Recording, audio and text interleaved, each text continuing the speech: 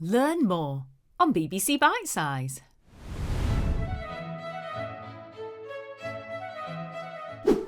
Hello and welcome to Bitesize GCSE History. We're here to help you ace your History GCSE. I'm Alice Loxton, author and historian. And I'm Anoushka Lewis, history podcaster. We're diving into the life of Elizabeth I. We'll explore the key events, people and concepts for your exam. So, let's get started. Anoushka, blow the candles out. They're LEDs.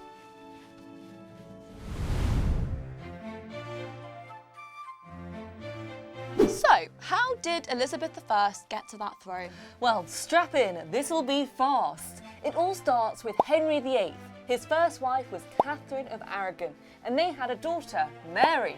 But at that time, some people considered it to be unnatural for women to reign, and so a male heir would be a stronger successor to his throne. Yes, they really thought that.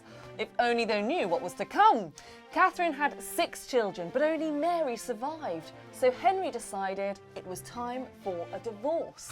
In came Anne Boleyn, and together they had a daughter, Elizabeth. But alas, Henry still didn't have the son he wanted, which was a bit of a headache for him. So he had to say goodbye to Anne. He accused her of high treason and she was beheaded. Sounds like a big headache to me. Savage. He then married Jane Seymour and they had a son together, Edward. And so when Henry VIII died, he became King Edward VI. Whoa! Look at that, coronation confetti! But sadly, his joy wasn't to last. King Edward died after just 6 years on the throne when he was just 14.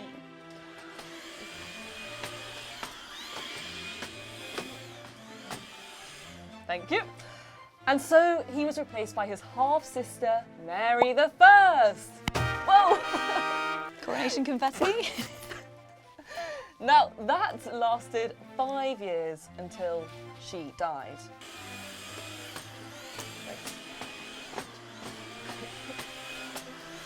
Thank you very much.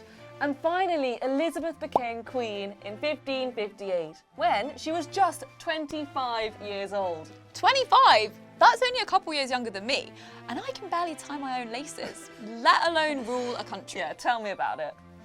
But those 25 years were spent well. She'd been preparing, and a lot of people saw Elizabeth's reign as a fresh start. Well, she was single. Yes, girl! Get swiping on those dating apps. Yeah, they didn't exist back then. No, you're so right. But she wasn't bothered about finding a man. She was a single, independent woman living her best life. Yes, literal queen. And unlike her half-sister Mary, whose mother was Spanish, both Elizabeth's parents were English, so it was felt that she'd be loyal to the English people and not to foreign powers. It all looked good to start with, but tensions did rise, which we'll find out more about in just a moment. And for a more in-depth look at Elizabeth I's journey to the throne, head over to the BBC Bitesize website. The link will be provided below.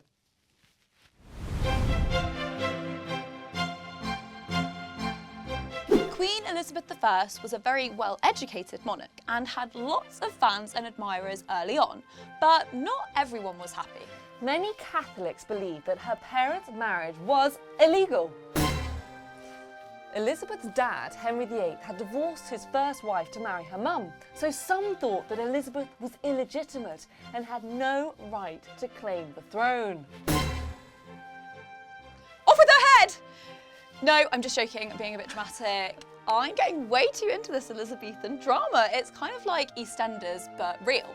Anyway, it wasn't an ideal situation for our Liz. Pay attention now, this bit gets a bit confusing. So, Elizabeth had been raised as a Protestant. Her half-sister Mary, who had been queen before her, was a strict Catholic who had made England a Catholic country again. During Mary's reign, there were concerns that Elizabeth would be used as a figurehead for Protestant rebellions. So, like any old big sister, she spoiled it for her younger relation, making life difficult for Elizabeth before she even became queen herself. So, as you can see, religious tensions were high. But that's not the only problem Elizabeth faced once that crown was well and truly on her head. Some people were even worried about her ability to rule because she was a woman. A woman! Well, they were wrong. As Beyonce once said, who runs the world? Girls! That's right, sister. Seriously though, The institution of the Christian Church taught that women should be under the authority of men. The word queen comes from the Anglo-Saxon wife of a king. So basically, women were only thought of in some form of relation to a man, never as independent. More on that later. To find out more about the religious struggles during Elizabeth's reign, head to the BBC Bitesize website. All the info you need is below.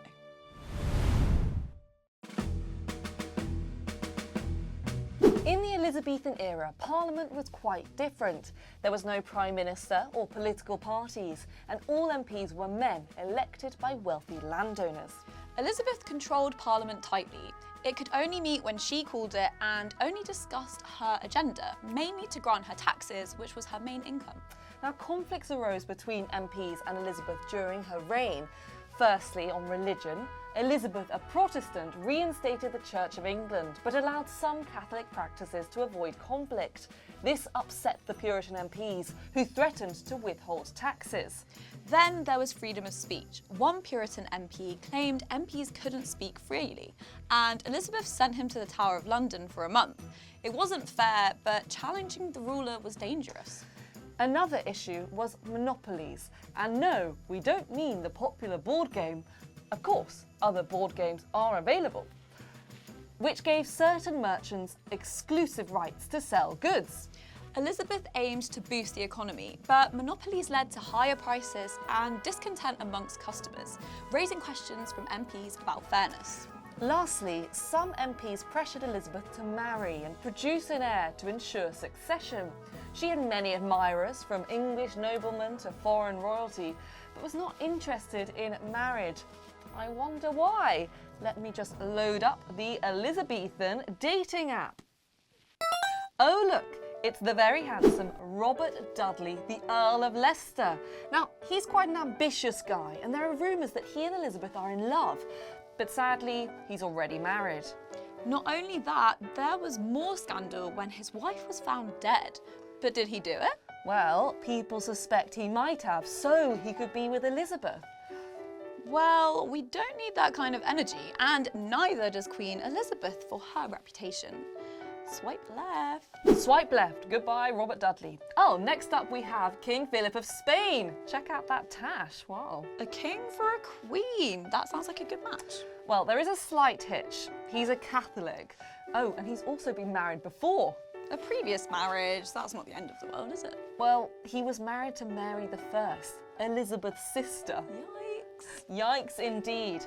I mean, it's no surprise people thought that this was all a bit dodgy. MPs were not in favour. They didn't want to encourage any more religious tensions by having a Catholic king in England. They also wanted to avoid Spain having an influence within England's government. Sounds like another swipe left to me. Yeah, well, Elizabeth played it hard to get. She kept him waiting and then rejected his offer. That's girl power. Swipe left. So, who's left? Well, next up, Francis, Duke of Alençon, the heir to the French throne. Now, Elizabeth kept him interested for nearly a decade. She was smart for that, as she would have had influence in France, but unfortunately for her, Francis was Catholic, and it was too risky to have French influence in England. So, unfortunately for him, they never ended up tying the knot. Swipe left. Goodbye, Francis. Now, many more men proposed to Elizabeth, and that never worked out. Elizabeth made it clear that this was private business, and she would marry when and if it was convenient. And clearly it wasn't convenient, as she never got married. She knew that she didn't need a man to define her. If you'd like to know more about Elizabeth's suitors or any of her other struggles for power, make sure to head to the BBC Bitesize website. The link's below. So, there you have it. Hopefully you'll feel a bit more prepared for your History GCSE. And if you want to find out even more about Queen Elizabeth I or any other aspects of history, then head over to the BBC Bitesize website. All the info you need is below. And we'll see you next time. Bye! For in-depth GCSE resources and practice, visit BBC Bitesize now.